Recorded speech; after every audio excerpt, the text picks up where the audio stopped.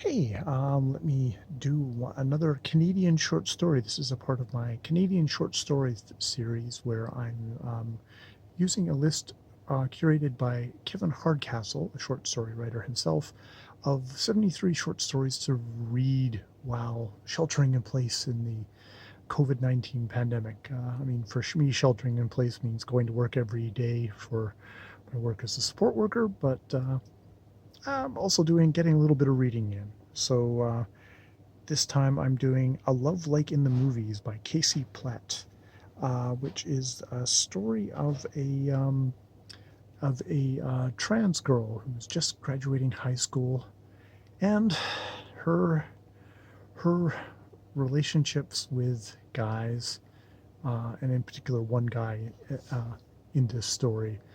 It starts off with her talking about like the nicest thing this one guy did of the rarely, hardly any nice things, was when I was like about to barf and I ran down the hall to use the toilet.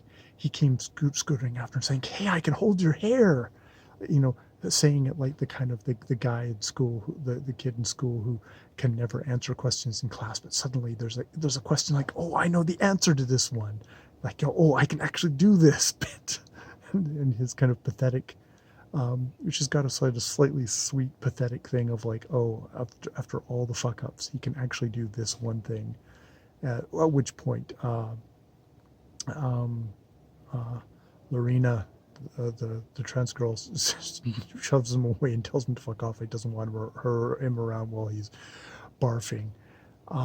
But she's talking about the relationships she has with guys. Pro tip: don't say I'm not a fag when I've got your dick in my mouth. So it's fairly straight. We're not going to hold anything back. Kind of discussion of the problems with the basically the problems with the guys, with and wider probably the society of like how she gets treated.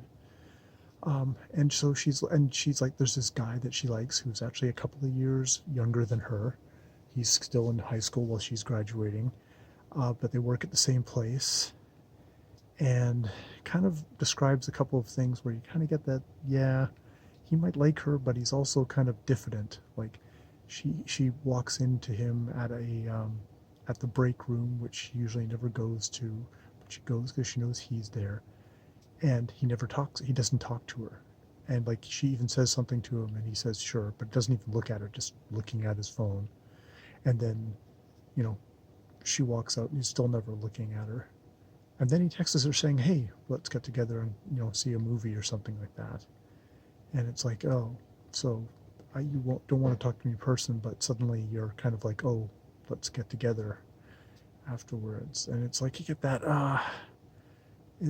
and you get that kind of that sense of this is how she's been treated. It's kind of diffidently, and she gets advice from girls of like, dress sexy but not slutty, and it's like, oh, it's lucky you know how guys actually think. It's like, no, I might know a little bit more, but just to be that much more confused about guys, about anybody who's your romantic partner, I guess, in a way.